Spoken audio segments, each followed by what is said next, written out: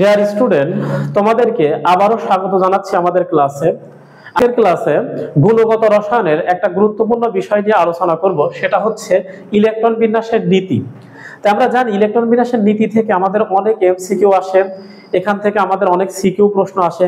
তো তোমরা এই ক্লাসটা করলে মূলত ইলেকট্রন বিন্যাসের যে নীতিগুলো আছে, প্রিন্সিপাল গুলো আছে, তোমরা সবই বুঝতে পারবে। তাহলে চলো ক্লাসটা শুরু করা যাক। তো আমরা ইলেকট্রন বিন্যাসের তিনটা নীতি আছে, আমরা জানি। সেটা হচ্ছে একটাকে বলা হয় আউফবাউ নীতি, একটাকে বলা হয় হুন্ডের নীতি, আর একটাকে বলা হয় পলির বর্জন নীতি। তো আমরা তিনটা নীতি আলোচনা করব। তা আমরা এখন ফার্স্টে যেটা আলোচনা করব সেটা হচ্ছে আউফবাউ নীতি। তো এই আউফবাউ নীতিটা আসলে কি, ফার্স্টে আমি কথা বলি। সেটা হচ্ছে যে এই আউফবাউ, এটা কিন্তু কোনো বিজ্ঞানীর নাম নয়, এটাকে বলা হয় একটা জার্মান ওয়ার্ড। এই আউফবাউ হচ্ছে একটা জার্মান, মাথায় রাখবো আমরা এটা, এই আউফবাউ হচ্ছে একটা জার্মান ওয়ার্ড। আর এই জার্মান ওয়ার্ড, এটার অর্থ হচ্ছে বিল্ডিং আপ, বিল্ডিং আপ, এটা আমরা মাথায় রাখবো। আউফবাউ অর্থ হচ্ছে, এটা একটা জার্মান ওয়ার্ড যার অর্থ হচ্ছে বিল্ডিং আপ। যেমন একটা বিল্ডিং যেমন নিচ থেকে উপরের দিকে করা হয়, ঠিক তেমনি ভাবে মানে জার্মান ভাষায় এই আউফবাউ মানে হচ্ছে বিল্ডিং আপ। ঠিক তেমনি ভাবে যদি আমরা বলি ইলেকট্রন সর্বপ্রথম নিম্ন শক্তি স্তরের অরবিটালে প্রবেশ করবে এবং পূরণ করবে, তারপরে উচ্চ শক্তি স্তরের অরবিটালে যাবে। মূলত এটাই কিন্তু আউফবাউ নীতি। তা তুমি খেয়াল করো, আউফবাউ প্রিন্সিপালটা কিন্তু এখানে খুব সুন্দর করে লিখে দেওয়া আছে। সেটা হচ্ছে পরমাণুর ইলেকট্রন বিন্যাসের সময় ইলেকট্রন সমূহ তাদের বিভিন্ন অরবিটালে তাদের শক্তির নিম্ন স্তর থেকে উচ্চ ক্রম অনুসারে প্রবেশ করে। অর্থাৎ ইলেকট্রন সর্বপ্রথম সর্বনিম্ন শক্তি স্তরে পূরণ করে, পরে অবশিষ্ট ইলেকট্রন ক্রমান্বয়ে উচ্চ শক্তি স্তরের অরবিটাল পূরণ করতে থাকে। এই কথার মানে হচ্ছে যে ইলেকট্রন সর্বপ্রথম নিম্ন শক্তি স্তরের অরবিটালে প্রবেশ করবে এবং পূরণ করবে, তারপরে উচ্চ শক্তি স্তরের অরবিটালে যাবে। তো এখন কথা হচ্ছে, তোমাদের কাছে প্রশ্ন হতে পারে যে ইলেকট্রন কেন নিম্ন শক্তি স্তরের অরবিটালে প্রবেশ করে। এটার কিন্তু কারণ আছে। এটার কারণটা কি আমি তোমাদেরকে বলি। যার এনার্জি কম হয় তার স্টেবিলিটি বা স্থায়িত্বটা কিন্তু বেশি হয়। এখন নিম্ন শক্তি স্তরগুলোর স্টেবিলিটি কিন্তু বেশি হয় এবং এরা বেশি হচ্ছে সুস্থিত হয়। এই কারণে ইলেকট্রন সবসময় নিম্ন শক্তি স্তরের অরবিটালে যেতে চায় এবং থাকতে চায়। কিন্তু যাদের শক্তি বেশি হয় তারা একটু স্থিতিশীলতার দিক থেকে, অর্থাৎ স্টেবিলিটি কন্ডিশনটা একটু কম থাকে। আমার মনে হয় এটা তোমরা বুঝতে পারছো। যেমন দেখো, আমরা কিন্তু জানি যে যখন L = 0 হলে আমরা জানি যে s অরবিটাল হয়। এটা কিন্তু আমরা জানি যে s অরবিটাল পাবো, এটা কিন্তু আমরা জানি। L = 0 হলে s অরবিটাল। আমরা জানি L এর পরিচয় কিন্তু সহকারী কোয়ান্টাম সংখ্যা, এটাকে বলা হয়। যখন আমরা L = 1 হলে আমরা জানি কিন্তু যে p অরবিটাল হয়, এটা আমরা মাথায় রাখবো। তারপরে L = যখন 2 হয় তখন কিন্তু আমরা জানি d অরবিটাল হয়। আর L = যখন 3 হয় তখন কিন্তু আমরা পাবো f অরবিটাল। এখন কথা হচ্ছে, দেখো L এর মান নট ইকুয়াল টু কিন্তু 4, অর্থাৎ L এর মানটা কিন্তু কখনোই 4 হবে না। এখন যদি আমি বলি L এর মান কেন 4 হয় না, আসলে এ পর্যন্ত আবিষ্কৃত মোট অরবিটাল সংখ্যা হচ্ছে 4টা, অর্থাৎ sp df। এই জন্য L এর মান 4 হলে তার একটা অরবিটাল থাকতে হবে, তাই না? এই জন্য আসলে L এর মান কিন্তু কখনোই 4 সম্ভব নয়।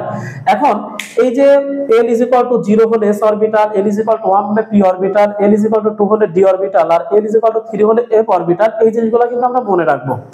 এখন কথা হচ্ছে, আমরা জানি যে অরবিটালের শক্তি নির্ণয় করার কিন্তু একটা সূত্র আছে। আর অরবিটালের শক্তি নির্ণয় করার সূত্রটা কিন্তু আমরা জানি, সেটা হচ্ছে n+l।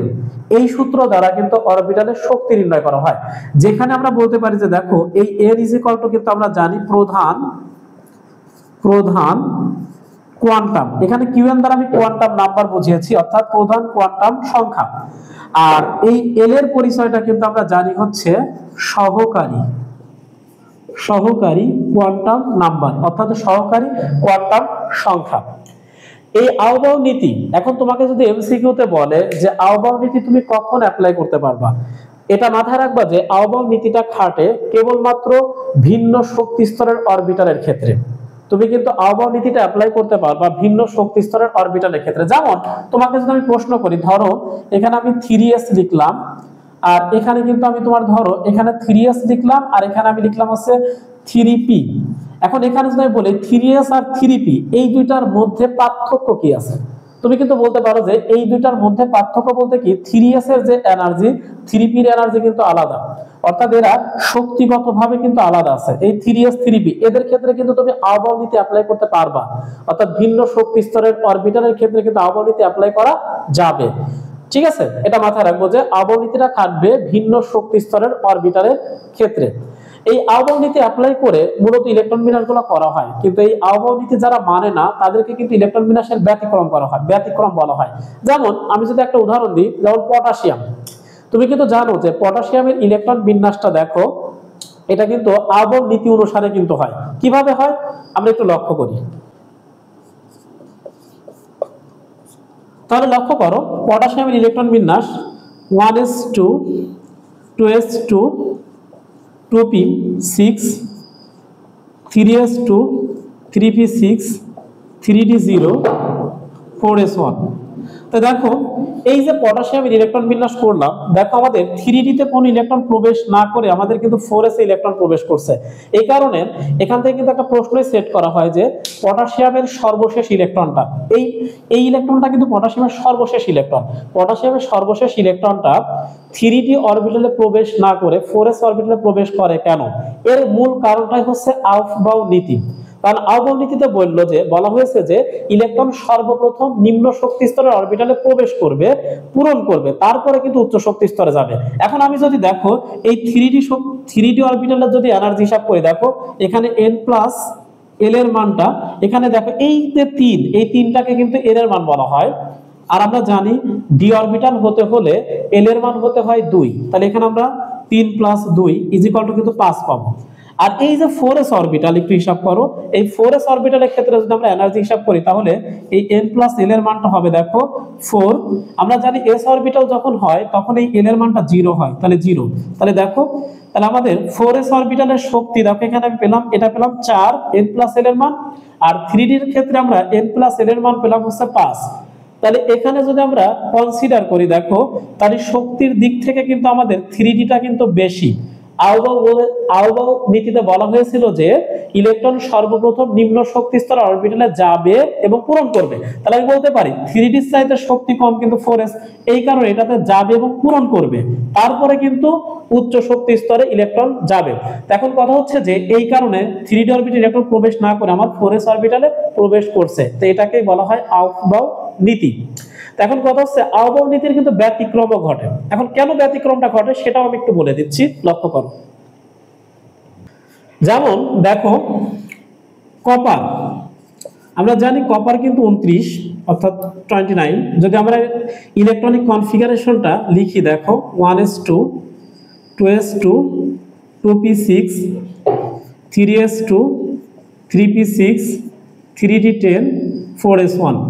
এখন আমি কিছু সময় আগে দেখো তোমাদেরকে দেখালাম যে এই 3d অরবিটালের শক্তি কিন্তু বেশি আর 4s অরবিটালের শক্তি কিন্তু কম। তাহলে আহ্বায়ক নীতি অনুসারে আমাদের কিন্তু ইলেকট্রন 4s অরবিটালে যাওয়ার কথা ছিল, সেটা পূরণ করার কথা ছিল, কিন্তু s অরবিটালে কিন্তু আমরা জানি যে 2টা ইলেকট্রন থাকে। তাহলে দেখো এখানে ইলেকট্রন কিন্তু এখন একটা আছে, তাহলে ইলেকট্রন প্রবেশ করছে কিন্তু পূরণ করে নাই। তাহলে আমাকে কিন্তু দেখো এখানে 9টা দিলে আর এখানে 2টা দিলে কিন্তু আহ্বায়ক নীতি পূরণ করতো, কিন্তু এই ইলেকট্রনিক কনফিগারেশনটা কিন্তু কপারের ক্ষেত্রে ভুল। বুঝতে পারছো? এখন কথা হচ্ছে যে এখন এখানে কিন্তু যদি আমি একটা দিই আর এখানে যদি ইলেকট্রন 10টা দিই তাহলে এটা কিন্তু সঠিক। এখন এটা কেন হয়? এটা কারণ হয় যে আমি যদি এখানে একটা ইলেকট্রন দিই তাহলে ডি অরবিটালটা সুস্থিত হয়, কারণ ডি অরবিটালে যখন d5 এবং d10 অর্থাৎ ডি অরবিটাল অর্ধপূর্ণ এবং ডি অরবিটাল পূর্ণ, এই অর্ধপূর্ণ এবং পূর্ণ অরবিটালগুলো অধিকতর সুস্থিত হয়, অর্থাৎ মোর স্টেবিলিটির কারণে এই ইলেকট্রন বিন্যাসটাতে আমাদের এক্সেপশনাল বা ব্যতিক্রম ঘটছে। এই কারণে এরা আহ্বায়ক নীতি মানে নি। আমার মনে হয় এটাই তোমরা বিষয়টা বুঝতে পারছো। এরপরে খেয়াল করো আমরা পরিবর্জন নীতি নিয়ে আলোচনা করব। অ্যাকচুয়ালি পরিবর্জন নীতিটা আসলে কি, এটাও খুবই একটা গুরুত্বপূর্ণ নীতি ইলেকট্রন বিন্যাসের। এখন দেখো পরিবর্জন নীতিটাতে বলা হয়েছে একটি পরমাণুতে 2টি ইলেকট্রনের 4টি কোয়ান্টাম সংখ্যার মান কখনোই একই রূপ হতে পারে না, অন্তত পক্ষে একটির মান 2টি ইলেকট্রনের বেলায় ভিন্ন হতে হয়। তো এটা হচ্ছে পরিবর্জন নীতি। অ্যাকচুয়ালি পরিবর্জন নীতিটা হচ্ছে যে তুমি কোন মৌলের ইলেকট্রন বিন্যাসে কোন একটা অরবিটালের জন্য দুইটা ইলেকট্রনের কোন একটা অরবিটালের দুইটি ইলেকট্রনের জন্য চারটা কোয়ান্টাম সংখ্যার মান কখনোই একই পাবা না। প্রথম তিনটার মান যদি একই হয়, চতুর্থটা অবশ্যই ভিন্ন হবে। এখানে ভিন্ন যে কোনোটা হতে পারে, কিন্তু এখানে বলা হচ্ছে চতুর্থটা ভিন্ন হতে পারে। মানে পরিবর্জন নীতিটা হতে হলে তিনটা কোয়ান্টাম সংখ্যার মান সেম হতে হবে, যে কোনো একটা কিন্তু ভিন্ন হতে পারে। ঠিক আছে, এটা হবেই, এটাকেই বলা হয় কিন্তু পরিবর্জন নীতি। তাহলে এখানে কিন্তু আমরা বুঝলাম যে পরিবর্জন নীতিটা খাটবে কিন্তু একটা অরবিটালের দুইটা ইলেকট্রনের জন্য। এটা কিন্তু মাথায় রাখবা যে একটা অরবিটালের দুইটা ইলেকট্রনের জন্য পরিবর্জন নীতিটা কিন্তু খাটে। যেমন কিভাবে, আমি যদি তোমাকে একটু উদাহরণ দিই, খেয়াল করো। ধরো আমি এখানে সোডিয়াম লিখলাম, সোডিয়ামের আমরা জানি অ্যাটমিক নাম্বার হচ্ছে 11। তাহলে এর যদি আমরা ইলেকট্রনিক কনফিগারেশন গুলো লিখি, একটু লক্ষ্য করো, 1s2 2s2 2p6 3s1। এখন এটাকে যদি আমরা বক্স পদ্ধতি লিখে দেখো এরকম আসবে। এটা হচ্ছে 1s, এখানে দুইটা আছে। এটা হচ্ছে আমাদের 2s, এখানেও দুইটা আছে। তারপরে লক্ষ্য করো, এটা হচ্ছে আমাদের 2p, এখানে 6টা বসিয়ে দিলাম। এখন লাস্টে দেখো এটা হচ্ছে আমাদের 3s, এখানে আছে একটা। বক্স পদ্ধতিতে লেখার উদ্দেশ্য হচ্ছে যে এটা বুঝতে আমাদের সুবিধা হয়, গুনতে সুবিধা হয়। এখন আমি যদি বলি যে ধরো এই প্রথম ইলেকট্রনের জন্য, ধরো আমি এই 1 নাম্বার ইলেকট্রনের জন্য পরিবর্জনীতে অ্যাপ্লাই করব। কিভাবে দেখো, ধরো আমি এখানে E1 লিখলাম। তাহলে E1 এর জন্য আমি যদি বলি n এর মান কত, n কে বলা হয় কিন্তু প্রধান কোয়ান্টাম সংখ্যা। তোমরা যদি কোয়ান্টাম সংখ্যা না বোঝো, আমার ক্লাস দেখে আসতে পারো, সেখানে কোয়ান্টাম সংখ্যা রিলেটেড আমি ডিটেইলসে আলোচনা করেছি। তো দেখো এক্ষেত্রে আমি বলতে পারি এখানে n এর মান কিন্তু 1। দেখো এই মানটা কিন্তু হচ্ছে n এর মান হয়, যেটাকে বলা হয় প্রধান কোয়ান্টাম সংখ্যা। তারপরে আসে সহকারী কোয়ান্টাম সংখ্যা, যেটাকে l দ্বারা প্রকাশ করা হয়। তাহলে l এর মান দেখো, আমাদের 1 নাম্বার ইলেকট্রনটা আমাদের আছে কোন অরবিটালে? 1 নাম্বার ইলেকট্রনটা আছে আমাদের হচ্ছে s অরবিটালে।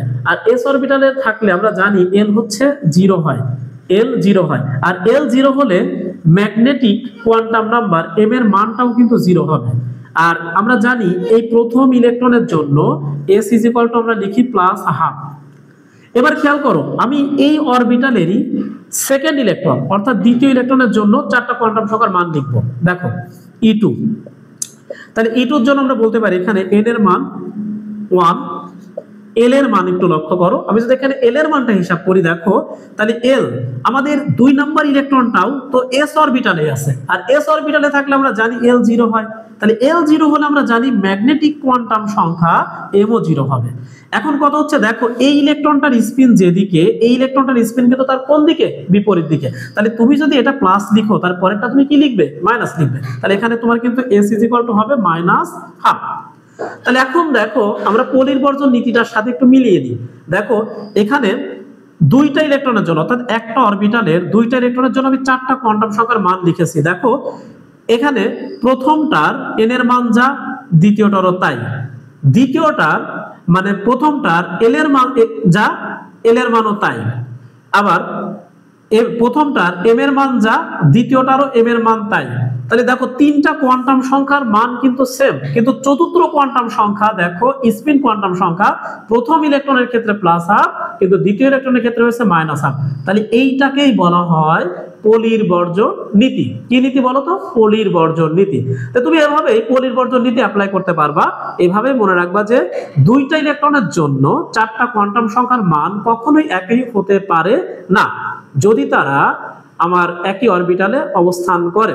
এটা মাথায় রাখবে, ঠিক আছে? এটাকেই বলা হয় পরিবর্জন নীতি। এভাবে তুমি যে কোনোটা হিসাব করলে বের করতে পারবা। ধরো আমি এই দুইটা ইলেকট্রনের জন্য বের করবো। দেখো আমি গুনি, এটা হচ্ছে 1 নাম্বার, 2 নাম্বার, 3, 4, তাহলে এটা হচ্ছে 5 নাম্বার ইলেকট্রন। তাহলে দেখো E5 এর জন্য যদি আমরা হিসাব করি, n এর মান কিন্তু আমি পাবো না। দেখো এই যে 2, এটা হচ্ছে প্রধান কোয়ান্টাম সংখ্যার মান, তাহলে এখানে n2 l।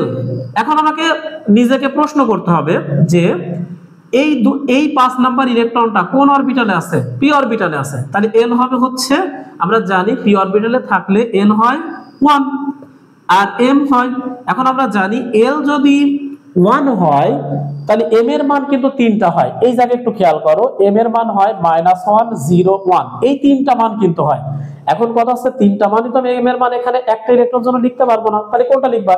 ধরো এই প্রথমটার জন্য তুমি -1 লিখলে, পরেরটার জন্য 0, তারপরটার জন্য 1, তাহলে তুমি এখানে m এর মান কিন্তু পাবা -1 ধরে নাও। তারপর এখানে s, প্রথম ইলেকট্রনের জন্য ধরো +½ এবার আমি যদি E6 হিসাব করি, দেখো n এর মান কিন্তু 2ই থাকবে, n এর মান কিন্তু 1ই থাকবে, m এর মানও কিন্তু -1 হবে, কিন্তু s কি হবে? -1। তো এভাবে আমরা পলির বর্জন নীতিটা অ্যাপ্লাই করতে পারবো। আমার মনে হয় পলির বর্জন নীতিটাও তোমরা বুঝতে পেরেছো। এরপরে আমরা আলোচনা করব হুন্ডের নীতি। দেখো হুন্ডের নীতিটা আসলে কি, ফার্স্ট আমি তোমাকে বলি হুন্ডের নীতিটা তুমি কোথায় অ্যাপ্লাই করতে পারবা। দেখো আমি বলছিলাম যে আউবাউ নীতি অ্যাপ্লাই করতে পারবা ভিন্ন শক্তি স্তরের অরবিটালের ক্ষেত্রে, আর আরেকটা জিনিস ছিল সেটা হচ্ছে পলির বর্জন নীতি তুমি একটি অরবিটালের 2টি ইলেকট্রনের জন্য অ্যাপ্লাই করতে পারবা, আর হুন্ডের নীতিটা তুমি অ্যাপ্লাই করতে পারবা সমশক্তি সম্পূর্ণ অরবিটাল। এখন তোমাকে যে প্রশ্ন করি ভাই সমশক্তি সম্পূর্ণ অরবিটালটা কি, এটা কিন্তু একটা গুরুত্বপূর্ণ জিনিস। যেমন তোমাকে দেখো সমশক্তি সম্পূর্ণ অরবিটাল বলতে বোঝায়, দেখো আমরা কিন্তু জানি যখন l যখন 1 হয় তখন কিন্তু আমরা জানি p অরবিটাল হয়, তখন এই l এর মান যখন 1 হয় তখন ম্যাগনেটিক কোয়ান্টাম সংখ্যা বা চৌম্বকীয় কোয়ান্টাম সংখ্যার মান কিন্তু হয় -1, 0, 1, এই তিনটা মান কিন্তু আমরা পাই। এই জন্য p অরবিটালের কিন্তু উপশক্তি স্তর কিন্তু 3টা হয়। যেমন কিভাবে আমি একটু দেখিয়ে দিই, ধরো এই যে 1, 2, 3টা, তাহলে এটা এই দেখো এই অরবিটালটাকে ধরো এই পুরোটা কিন্তু p, ঠিক আছে। এখন এটা এই একটা একটা করে যদি ভাঙি, দেখো px, একটা py, আর একটা আছে pz। এখন কথা হচ্ছে এই px, py, pz এই যে তিনটা অরবিটাল, এই তিনটা অরবিটালকে কিন্তু বলা হয় সমশক্তি সম্পূর্ণ অরবিটাল। তার মানে এই px, py, pz এদের প্রত্যেকটার এনার্জি কিন্তু সেম থাকে, কিন্তু এদের একটা জিনিস ভিন্ন থাকে, সেটা হচ্ছে ওরিয়েন্টেশন বা বিন্যাস। কেউ x অক্ষ বরাবর থাকে, কেউ y অক্ষ বরাবর থাকে, কেউ z অক্ষ বরাবর থাকে। কারণ আমরা এগুলো কিন্তু আঁকতে পারি। দেখো যেমন px টা কিন্তু আঁকেছে এভাবে, একটু যদি আমরা একে দেখাই, দেখো যদি একে দেখাই আমরা জানি যে px এই যে এইটা কিন্তু হয় px, আবার যদি আমি py টা আঁকি তাহলে দেখো যে py কিন্তু এভাবে আঁকে, এই যে এটা হচ্ছে py, আর যদি pz টা আঁকি তাহলে দেখো pz টা কিন্তু এভাবে হয়, এই যে এটা হচ্ছে pz। তাহলে দেখো এদের ওরিয়েন্টেশনটা ভিন্ন থাকে কিন্তু এদের এনার্জি কিন্তু সেমই হয়। এই জন্য আমরা মনে রাখবো হুন্ডের নীতিটা অ্যাপ্লাই করা হয় সমশক্তি সম্পূর্ণ অরবিটালের ক্ষেত্রে। যেমন দেখো এই যে বলা হয়েছে সমশক্তি সম্পূর্ণ অরবিটাল সময়ের ইলেকট্রনের বিন্যাসে হুন্ডের নিয়ম দ্বারা নিয়ন্ত্রিত হয়। হুন্ডের নিয়মটি নিম্নরূপ: একই শক্তি সম্পূর্ণ বিভিন্ন অরবিটাল ইলেকট্রনগুলো এমন ভাবে অবস্থান করবে যেন তারা সর্বাধিক সংখ্যায় অযুগ্ম বা বিজোড় অবস্থায় থাকতে পারে। এসব অযুগ্ম ইলেকট্রনগুলোর স্পিন একইমুখী হবে। একথার মানে হচ্ছে যে সমশক্তি সম্পূর্ণ অরবিটালগুলোতে যখন ইলেকট্রনগুলো প্রবেশ করবে তখন সিঙ্গেল ভাবে প্রবেশ করবে, অর্থাৎ একটা একটা করে প্রবেশ করবে, এবং প্রত্যেকটা ইলেকট্রনের স্পিন হবে একমুখী, মানে প্রত্যেকটা স্পিন একইমুখী হবে যতক্ষণ পর্যন্ত অরবিটাল কি থাকবে, খালি থাকবে। বিষয়টা হচ্ছে এরকম। একটা উদাহরণ দিয়ে আমি তোমাকে বোঝাই, সেটা একটু লক্ষ্য করবে।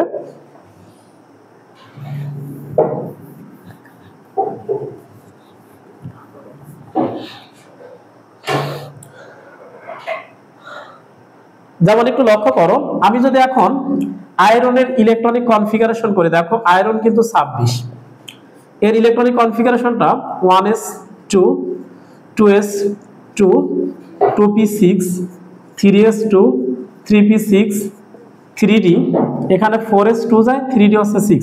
তাহলে এটা হচ্ছে ইলেকট্রনিক কনফিগারেশন হচ্ছে আয়রনের।